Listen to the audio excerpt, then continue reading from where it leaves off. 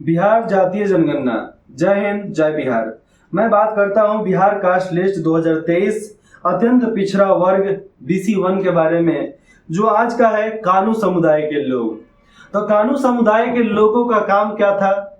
उनका काम था व्यापार करना। क्या काम था? व्यापार करना। मैं कानू समुदाय के बारे में गूगल किया तो थोड़ा मोरा कुछ मिला है, यूट्यूब पर भी मैंने देखा तो कुछ ना कुछ डिटेल्स हमें मिले, और जो भी हम यहाँ के सरकारी अधिकारियों से जो पूछे हैं उसके बारे में बताता हूँ।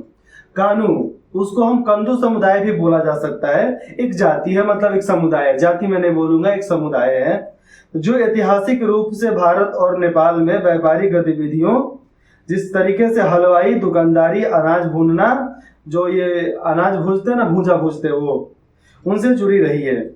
उनकी उल्लेखनीय व्यावसायिक गतिविधियों में से एक जो है हलवाई का काम है। वो लोग हलवाई का काम अच्छा करते थे। इसमें मधेसिया, कनौजी आदि उपजातियां शामिल है। समुदाय द्वारा इस्तेमाल किए जाने वाले कुछ नामों का, जिसमें शाह लोग लगाते हैं, गुप्ता लगाते हैं, तेली लगाते हैं, बहुत सारे नाम जो है टाइटल के रूप में लगाया जा सकता है। भारत में इनकी वर्तमान स्थिति क्या है?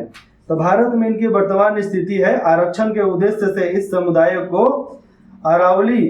अरावल भारतीय स्तर पर OBC में रखा गया है, तथा बिहार में BC1, OBC में BC1, जिसको हम लोग बोलते हैं अत्यंत पिछड़ा वर्ग, तो अत्यंत पिछड़ा वर्ग का दर्जा दिया गया है। मैं यहाँ पर बोलता हूँ कि अत्यंत पिछड़ा वर्ग किस बात का?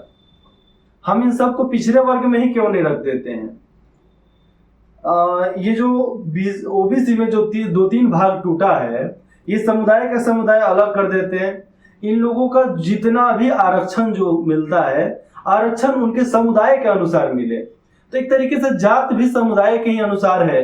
लेकिन मैं यहाँ पर आपको इतना ही बताना चाहता हूँ कि आप समुदाय ठीक है, समुदाय आप रहो, समुदाय में आप अपना व्यापार करो, समुदाय में अपना संबंध कायम करो। लेकिन जब देश की बात आ जाए ना, जब राज्य की बात आ जाए, वोट देने की बात आ जाए, तो उस समय अपना संबंध और अपना समुदाय, जाति बिरादरी मत करो। केवल अपना काम करो कि हम एक मुख्यमंत्री को चुनते हैं, हम एक प्रधानमंत्री को चुनते हैं, क्योंकि वही हमारे देश को आगे बढ़ाएंगे, वही हमारे राज्य को आगे बढ़ाएंगे। अगर हमारा राज्य आगे बढ़ता है तो हम खुश हैं, ये मानकर हमें चलना पड़ेगा। आगे सुनिए। बिहार में उनकी आबादी 2023 के जातीय सर्वेक्षण के अनुसार लगभग 2.31% रह गया है। जब बिहार में अन्य जगहों पर राजनीतिक प्रतिनिधित्व की बात आती है तो समुदाय का पर्याप्त प्रतिनिधित्व नहीं हो पाता है, क्योंकि बहुत कम है, तो कहाँ से होगा?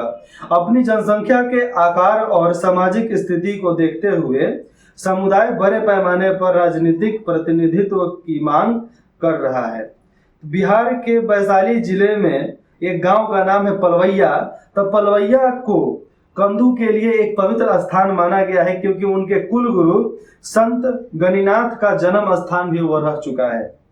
वर्ण व्यवस्था के अनुसार देखा जाए तो कंदू भारतीय उपमहाद्वीप में वैश्य वर्ण के हैं। वे भारत के पूर्वी भागों में बनिया समुदाय का हिस्सा है और बनिया समुदाय के नाम से जाने जाते हैं। यह समुदाय कुछ हद तक अंतर विवाही समुदाय होने के कारण अपनी विशिष्ट पहचान बनाए रखने में सक्षम रह पाए हैं, नहीं तो यह भी विलुप्त हो जाते हैं। संत गणिनाथ जी महाराज, पहले वैशाली का नाम था महनार, तो महनार के नाम से अपना वैशाली जिला जाना जाता था। तो जो ये बाबा गणिनाथ कानू जो थे, उनको बाबा गणिनाथ जी महाराज जी कहा जाता है। एक हिंदू संत और लोक देवता थे। उन्हें भारत में हलवाई और कानू समुदाय के कुल देवता, सामुदायिक देवता या कुल गुरु के रूप में पूजा जाता है। आज भी पूजा जाता है। ये लोग जो हैं कंदू लोग, ये लोग बहुत बढ़िया से पूजा करते हैं। किसके? अपने संत महाराज के। ठीक है। उनका जन्म वैशाली जिले के एक कानू परिवार में हुआ था और उनके भक्त उन्हें भगवान शिव का अवतार मानते हैं। ये मैं कानू समुदाय के बारे में बता रहा हूँ। तो कानू समुदाय वालों के डिटेल्स तो बहुत अच्छे हैं। एक तरीके से जब मैं आपको पुराने जमाने की बात बताऊं तो भारत सरकार के डाक विभाग द्वारा 2018 में उनकी स्मृति में एक डाक टिकट भी जारी किया गया है, ये हर कानून लोगों को मालूम है।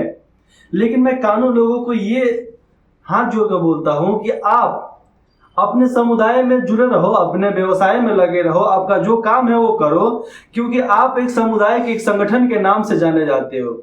लेकिन वो संगठन कभी राज्य और कभी देश के ऊपर बना नहीं होना चाहिए, क्योंकि देश है, राज्य है, तो हमारा समुदाय बचा हुआ है, सुरक्षित है, सेफ है। नहीं तो आपको याद होगा कि आपको तो उतना पता नहीं होगा आज के नौजवानों को, आप अपने घर में पूछो, अपने माता पिता से पूछो, दादा दादी से पूछो कि उनके जीवन काल में जब अंग्रेजों का राज था, जब राजा महाराजाओं का राज था, तो उस समय आप पर कितना ज्यादा जुल्म ढाहा जाता था। आज से 300 वर्ष पहले की बात बताता हूँ। ये कानू समुदाय के जो लोग हुआ करते थे, किसी ना किसी स्टेट, किसी ना किसी इलाके के वो महंत हुआ करते थे, वो राजा हुआ करते थे, एक तरीके से बोलूं तो मुखिया हुआ करते थे।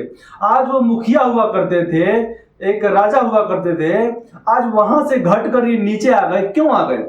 आज जितने भी अत्यंत पिछड़ा वर्ग और जो भी अनुसूचित जाति, अनुसूचित जनजाति में रह चुके हैं, ये सब रजवाड़ा थे। यहाँ के सब अलग अलग समुदाय के मुखिया खानदान से आते थे।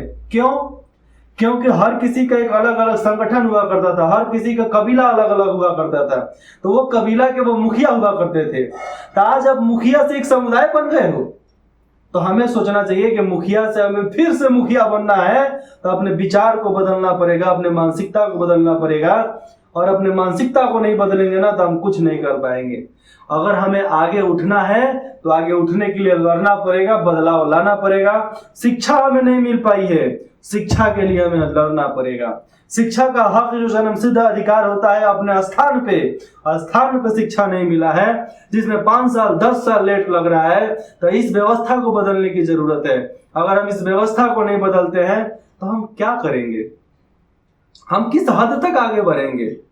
बाकी समुदाय की बात अलग हो जाती है। धीरे धीरे मैं आपको बताता हूँ, आपके काम को भी बताऊंगा, आपको क्या नहीं किया हुआ, आज तक आपने क्या नहीं किया है उसके बारे में बताऊंगा, जो आपको करना है उसके बारे में भी बताऊंगा। आप जाति बिरादरी से ऊपर उठो, समुदायवाद से ऊपर उठो, और जो भी चुनो। मैं केवल राजनीति की बात करता हूँ, तो राजनेता चुनने की बात कर रहा हूँ।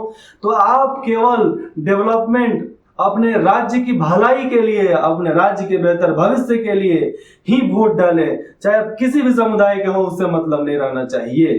अब ये सब आपके ऊपर निर्भर करता है। सबके करता धरता आप ही लोग हैं भैया, और आप लोग नहीं रहेंगे तो कौन करेगा? आप लोग नहीं करेंगे भलाई, आप लोग नहीं चाहेंगे बदलाव, तो कोई आपके लिए बदलाव नहीं लाना चाहता। इसलिए लड़ो, उठो, और उसके बाद अपने हक के लिए लड़ना हमें खुद सीखना पड़ेगा।